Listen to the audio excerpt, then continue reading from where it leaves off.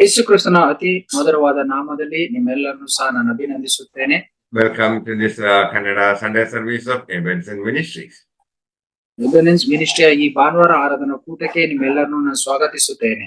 For today's meditation, let us turn to Psalms chapter 22, verses 1 and 2. ಈ ದಿನ ನಾವು ದೇವರ ವಾಕ್ಯ ಧ್ಯಾನ ಮಾಡೋದಕ್ಕೆ ಹೋಗೋಣ.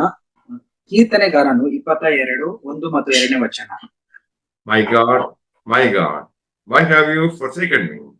Why are you so far from helping me and from the words of my groaning? Oh my God, I cry in the daytime, but you answer not. And by night I am not silent or find no rest. ನನ್ನ ದೇವರೇ, ಯಾಕೆ ನನ್ನನ್ನು ಕೈ ಬಿಟ್ಟಿದ್ದಿ? ನೀನು ಯಾಕೆ ನನಗೆ ಸಹಾಯ ಮಾಡದೆಯೂ ನನ್ನ ಕೂಗನ್ನು ಕೇಳದೆಯೂ ದೂರವಾಗಿದ್ದಿ?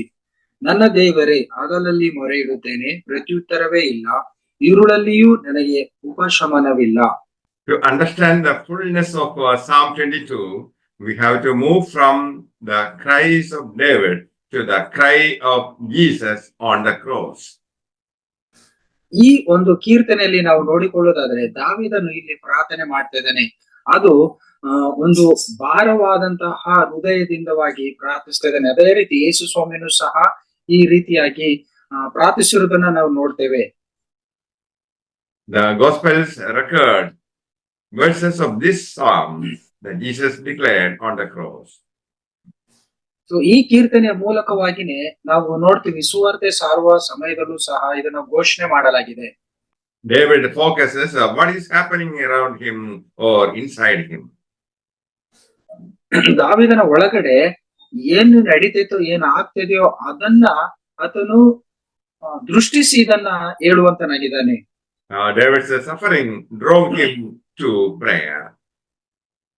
ದಾವೀದನು ಪಟ್ಟಂತ ಎಲ್ಲ ಬಾಧೆಗಳಲ್ಲೂ ಪ್ರಾರ್ಥನೆಯಲ್ಲಿ ಮುಂದೆ ಹೋಗುವಂತೆ ಮಾಡ್ತು. When you suffer frustration, bitterness like David, do you cry out to God?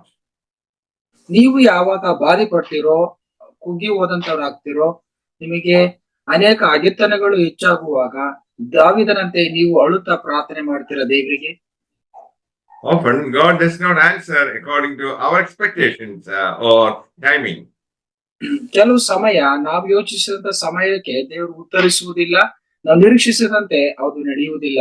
ಆ ಸಮಯಗಳು Many are tempted to believe that God abandoned. ಅನೇಕ ಜನರು ಅವರು ನಂಬುವುದಕ್ಕೆ ಅವರು ಯೋಚಿಸ್ಕೊಳ್ತಾರೆ, ದೇವ್ರು ನನ್ನ ಕೈ ಬಿಟ್ನೇನೋ ಅನ್ನತ. Now David is looking to God as the God of rescue and deliverance. ಇಲ್ಲಿ ದಾವೀದನು ದೇವರು ನನಗೆ ಬಿಡುಗಡೆಯ ನಾಯಕನು, ನನ್ನ ಸಂರಕ್ಷಿಸುವ ದೇವರು ಅಂತ ಆತನ ದೃಷ್ಟಿಸುವನಾಗಿದ್ದಾನೆ. In our suffering, do we hold on to that faith? ನಿಜವಾಗ್ಲೂ ನಾವು ಅದೇ ಪರಿಸ್ಥಿತಿಯಲ್ಲಿ ಬಾಧೆ ಪಡುವಾಗ ಆ ನಂಬಿಕೆಯಿಂದ ನಾವು ಆತನಲ್ಲಿ ನೆಲೆಯೂರ್ತೀವ. David felt himself forsaken by his own people. ದಾವೀದನ ಸ್ವಂತ ಜನಗಳೇ ಆತನನ್ನ ತಿರಸ್ಕರಿಸಿ ಬಿಟ್ಟರು. His father-in-law gave his wife to another person. His son tried to kill him and take his throne. ಆತನ ಸ್ವಂತ ಮಾವನೇ ಬೇರೆ ಅವನ ಹೆಂಡತಿಯನ್ನು ಬೇರೆಯವರಿಗೆ ಕೊಡಲ್ಪಟ್ಟ. ಅಷ್ಟು ಮಾತ್ರ ಇಲ್ಲ, ದಾವೀದನ ಸ್ವಂತ ಮಗನೇ ಆ ಒಂದು ಸಿಂಹಾಸನಕ್ಕೆ ಆತನು ದಾವೀದನ ಕೊಲ್ಲಬೇಕೆಂದು ಯೋಚಿಸಿದ. Till he clings to the precious truth that God is nevertheless his God. ಆದ್ರೆ ಈತನು ಸತ್ಯವನ್ನು ಬಿಗಿಯಾಗಿ ಹಿಡಿದುಕೊಂಡು ಆತನ ಎಂದೆಂದಿಗೂ ದೇವರಂತ ದೃಢಪಡಿಸಿಕೊಂಡಿದ್ದ. When the storms of suffering are raging around us, like David, we have to fight to hold on to the truth God provides for us. ನಮ್ಮ ಸುತ್ತಲೂ ಸಹ ಬಾಧೆಗಳು ಎದುರಿ ಬರುವಾಗ ದಾವೀದನಂತೆ ನಾವು ನಿಜವಾದ ಒಂದು ಯುದ್ಧ ಮಾಡಿ ಸತ್ಯದಲ್ಲಿ ನೆಲೆಯೂರಿದಂತವರಾಗಿರಬೇಕು. In the midst of his suffering, his hope is based on the reality of God who saves his people. ಜನಗಳನ್ನು ರಕ್ಷಿಸುವ ದೇವರ ಮೇಲೆ ಅನೇಕ ಕಷ್ಟಗಳ ಮಧ್ಯದಲ್ಲೂ ಆತನು ನಿರೀಕ್ಷೆ ಇಟ್ಟುಕೊಂಡು ಆತನೇ ದೇವರೆಂದು ದೃಢಪಡಿಸಿಕೊಂಡಿದ್ದ. Christ's suffering on the cross made it possible for us to receive the life of God. ದೇವರ ಜೀವವನ್ನು ನಾವು ಹೊಂದಿಕೊಳ್ಳುವಂತೆ ಕ್ರಿಸ್ತನು ನಮಗಾಗಿ ಬಾಧೆಪಟ್ಟು ಆ ಜೀವವನ್ನು ನಾವು ಕ್ರಿಸ್ತನಿಂದ ಸ್ವೀಕರಿಸುತ್ತೇವೆ. Our faith is in Christ and what he did on our behalf. ನಮ್ಮ ನಂಬಿಕೆ ಕ್ರಿಸ್ತನ ಮೇಲೆ, ಆತನು ಏನು ನಮಗೋಸ್ಕರ ಮಾಡಿದನೋ ಅದರ ಕುರಿತಾಗಿ. Luke chapter 1 verse 37. ಲೂಕನು 1:37 ವಚನ. For with God nothing is ever impossible, and no word from God shall be without power or impossible of fulfillment. ದೇವರಿಂದ ಬರುವ ಯಾವ ಮಾತಾದರೂ ನಿಷ್ಫಲವಾಗುವುದಿಲ್ಲ. God nothing is ever impossible, and no word from God shall be without power.